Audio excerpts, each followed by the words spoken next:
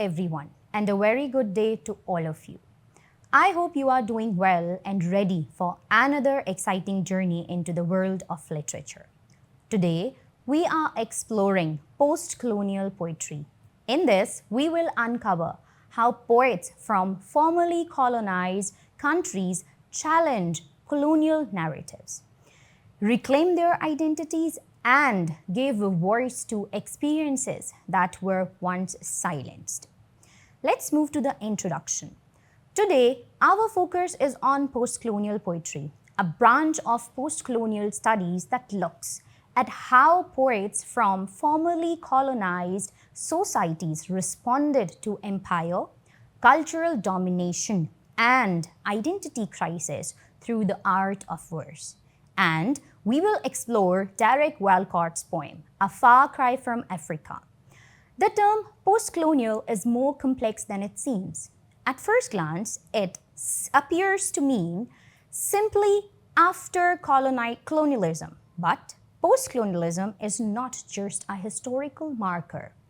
It is also a critical perspective, a way of analyzing how colonialism continues to shape cultures, identities, and literatures even after formal independence. So, let's start our today's lecture with a brief introduction of post-colonial poetry. What is post-colonial poetry? The poetry under colonial rule was often used by the colonizer to glorify empire. For example, Kipling's The White Man's Burden. Through poetry, colonized people preserved oral traditions, celebrated local identities, and challenged Eurocentric portrayals. In this sense, post-colonial poetry is both resistance and reconstruction, resisting colonial oppression while reconstructing cultural identities. Let's move to the features of post-colonial poetry. The features of post-colonial poetry carries distinctive traits that reflect the experiences of the colonization, resistance, and identity formation. Let's look at them in more depth. Number one feature is resistance and counter voices. Post-colonial poetry is often a voice of protest against the silencing imposed by colonial rule. Poets expose the brutality of empire, challenge stereotypes, and offer counter-narratives to Eurocentric history and literature. Let's see the example as if Derek Walcott's poem, A Far Cry from Africa, mourns the bloodshed of colonial violence in Kenya and dramatizes the poet's divided loyalty as someone of both African and European heritage. Second feature of post-colonial poetry is displacement and exile. Many post-colonial poets lived in diaspora or were exiled due to the political turmoil. Their poetry reflects the pain of dislocation, homesickness, and fractured identity. They often describe being between worlds, unable to belong fully to either their homeland or their adopted country. As the example is, Agha Shahid Ali uses the ghazal form to mourn Kashmir while also articulating the loneliness of exile. The third feature of post-colonial poetry is rewriting history. Colonial narratives often erased indigenous voices or distorted them to justify imperialism. Post-colonial poets use verse to recover silenced histories and identities. This process is not only about the past, it is about reclaiming cultural dignity in the present. Poets like Léopold Senghor celebrated African heritage in the French language, rewriting colonial narratives of the inferiority into the pride. After the features of post-colonial poetry, let's move to the major writers. Number one is Chinua Achebe, Wole Soyinka, Derek Walcott, Agha Shahid Ali, and Mahmoud Darwish. After this, now move towards the poem. Now we are going to discuss one of the significant poems of post-colonial literature by Derek Walcott, A Far Cry from Africa. published in 1962, a painful depiction of ethnic conflict.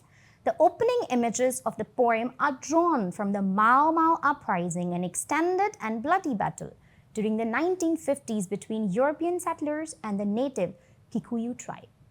Walcott has both African and European roots, and at the time the poem was written, the poet's country of birth, the island of St. Lucia, was still a colony of Great Britain. The historical background of the poem defines there are two different views of the poem. The first two stanza refers to the Kenyan conflict, while the second two addresses the war within the poet between his roles as a blood insider but geographical outsider to the Mau Mau uprising. The Mau Mau uprising, which began in 1952, was put down, some say in 1953, 1956 or 1960 without a treaty. Yet the British did leave Kenya in 1963. Just as the uprising was never cleanly resolved, Walcott, at least within the poem, never resolved his conflict about whose side to take. The title significance of the poem. The title of the poem involves an idiom, a far cry, meaning an impossible thing. The title may suggest that the poet is writing about an African subject from a distance. Writing from the far-off island of St. Lucia, he feels that he is at a vast distance, both literally and metaphorically, from Africa. Another meaning to the title is the idea of Walcott hearing the poem as a far cry coming from way across thousands of miles of ocean. He hears the cry coming to him through the wind.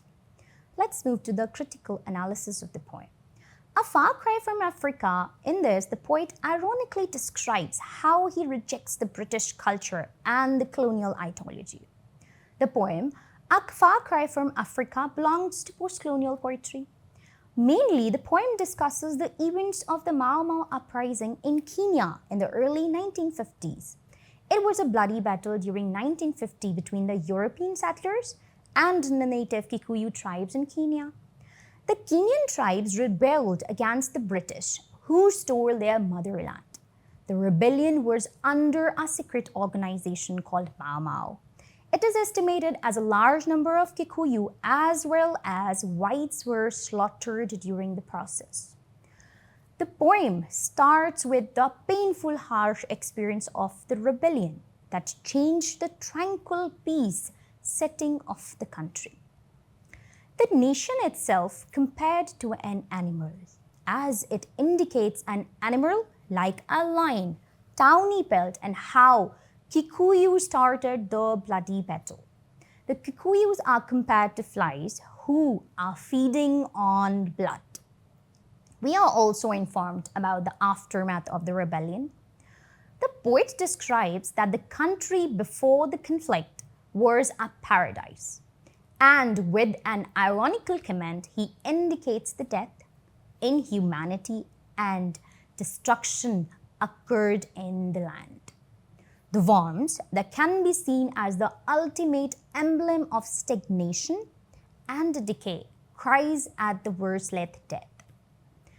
Poet indicates how the humans are reduced to statistics, and at the same time those scholars justify the presence of white men in Africa and the process of colonizing the natives. The poet indicates the fact that it was a failure with the brutal death of the small white child and his family. People behave like animals. The word savages hence and reminds us the persecution endured by the Jews. Jews were killed in millions due to their ethnicity during the time of Hitler. Though the time and the place is different, the same kind of situations are repeated in the world time to time. The poet creates a picture of white men searching for natives who are hiding behind the bushes. The sound of ibises hints a bad omen. Again, the repetition is shown through the word wield. The civilized men thrived on conquering others.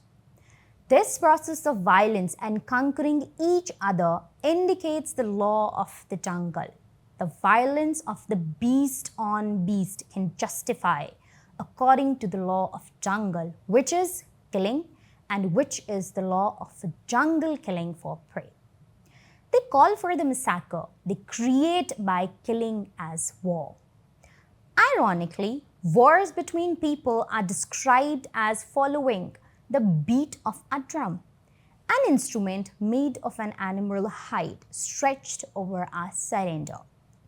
Though the natives think the act of killing white men brings them courage, but it ends up with fear. Moreover, the poet emphasizes the fact that though the natives justify their task, mentioning it as a brutish necessity and considering it as a national cause, they just clean their hands with the napkin of dirty cause. So, the poet suggests the fact that the natives' cause is dirty and ugly, though they consider it as right and nationwide. He sees a comparison with the West Indies, who had their share of hard experiences with Spain. The fight is just as the gorilla wrestles with Superman. The gorilla in this context is compared to natives, and Superman is compared to white men. The last two lines indicate the situation of the poet, as he belongs to both cultures, how he feels inferiority regarding the situation. The mixed heritage of the poet makes him unable to decide to which he should be partial. The title itself indicates the state of mind, the conflict of the poet, a cry from a great distance away, and moreover, it shows the alienation and the inferiority of the poet. The poem ends with a picture of violence and cruelty, and with the idea of searching for identity.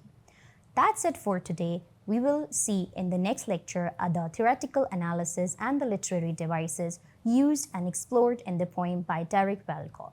Thank you so much.